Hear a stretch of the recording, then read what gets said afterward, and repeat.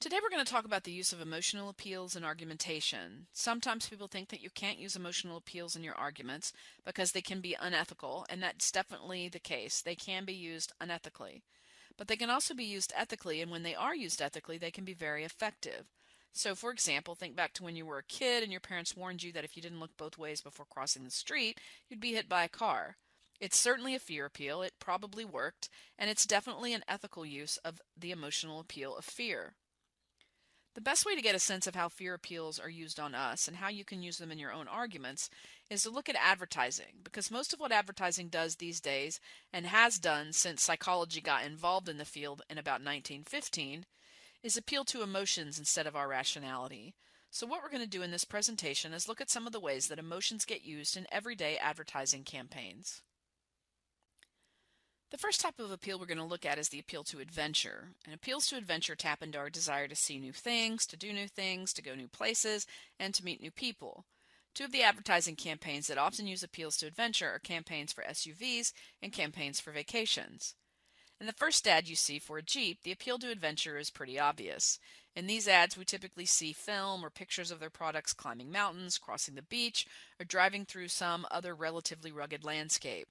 And despite the fact that practically no one who owns an SUV will actually ever take their expensive Hummer or Lexus or Jeep Cherokee into the brush or up a mountain, the cars can still appeal to people because by owning one, we look like we could go on an adventure if we wanted to. And in these days of urban and suburban life, many people are attracted to the idea of looking like they could leave and drive up a mountain if they so desired. Thus, they spend large sums of money for SUVs that could climb a mountain or cross rugged terrain, but probably never will. Vacation ads are another great place to see appeals to adventure. No one goes on vacation to a place exactly like where they spend the rest of the year. So, for vacation and tourism advertisers, it makes sense to appeal to adventures that folks don't typically enjoy. Thus, you often see lots of images of things you can do and see, as well as images of different cultural elements of an area that might appeal to a consumer. The second type of appeal we're going to look at is the appeal to companionship. Appeals to companionship tap into our desire to be with other people and to be liked by other people. Two of the advertising campaigns that regularly appeal to companionship are ads for most cosmetics and alcohol ads. Ads like this one from Axe Body Spray try to sell us things that will attract others to us.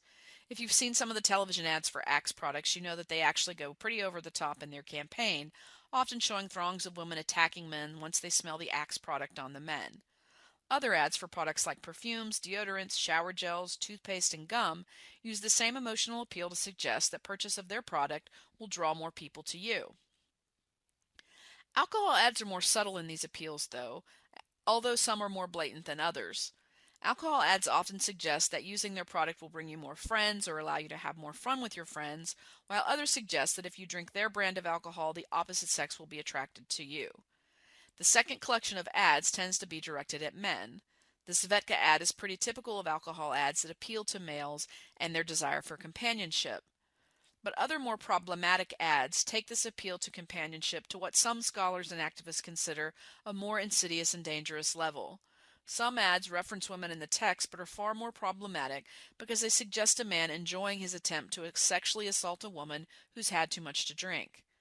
Other ads, though, aren't this obvious in their type of problematic appeal, and so good consumers and citizens have to be aware of this relatively common advertising strategy that more subtly links drinks to the product with behaviors such as date rape. If you haven't already, opened up the folder in Angel titled Videos for Emotional Appeals and click on the link titled SNL Parody Ad. Pause my audio presentation and watch the video, and then begin playing this audio again for a discussion of the ad.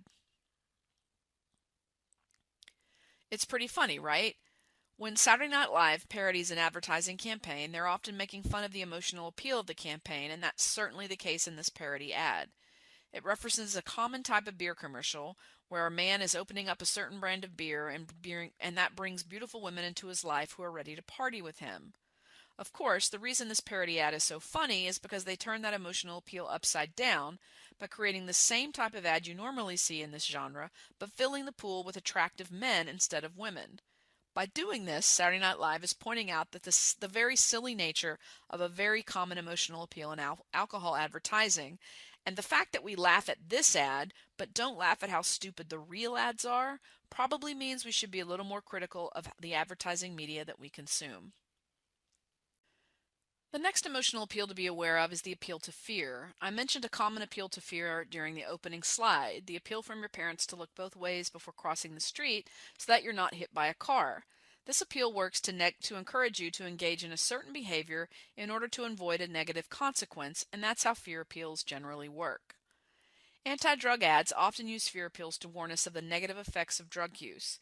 If you haven't already seen the original This Is Your Brain advertisement, pause the video here and watch the video entitled This Is Your Brain via Angel, and then after you've watched that one, watch This Is Your Brain Part 2 on Angel. Then restart the audio on this presentation and we'll think through the ads.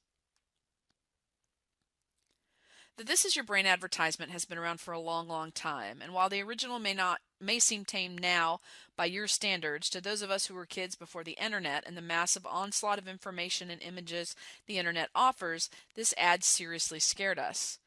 The second ad was made years later in part because the first ad had become so well known it didn't have the impact that it did when it was first released, but also because of a growing heroin epidemic that started to emerge in the 90s.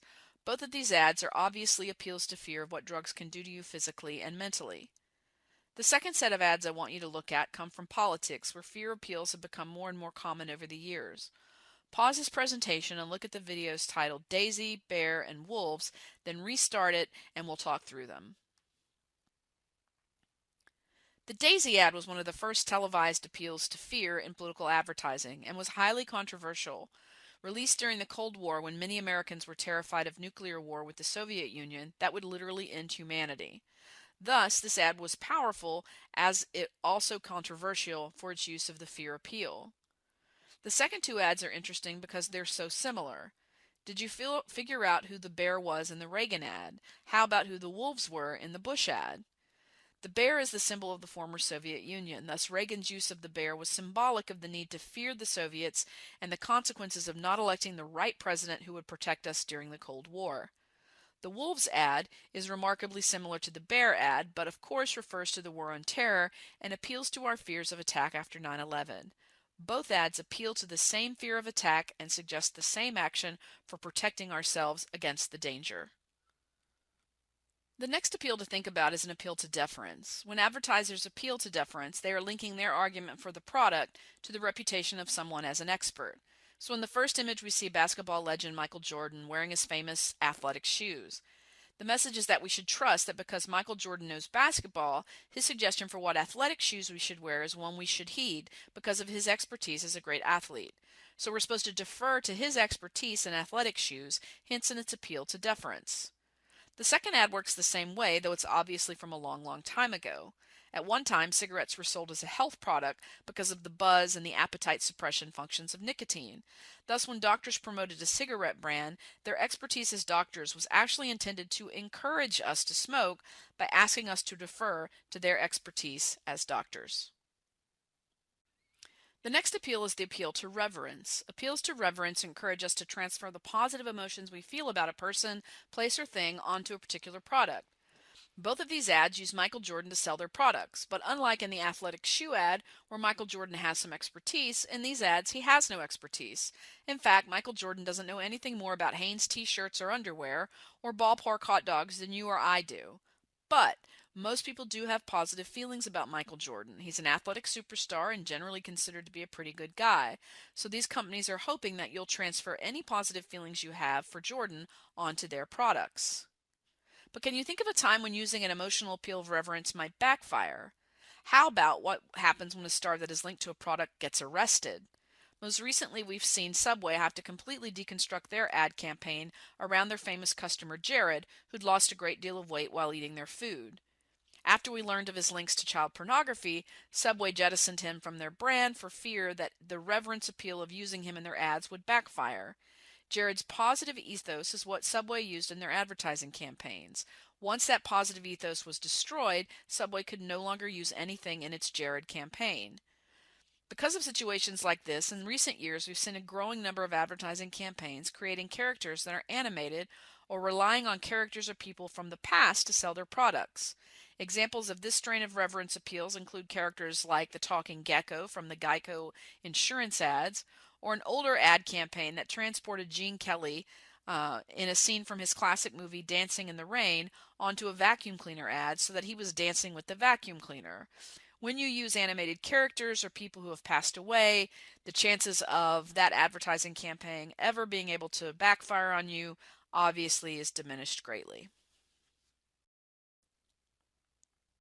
The next appeal to consider is the appeal to disgust. These appeals work exactly like you expect that they would.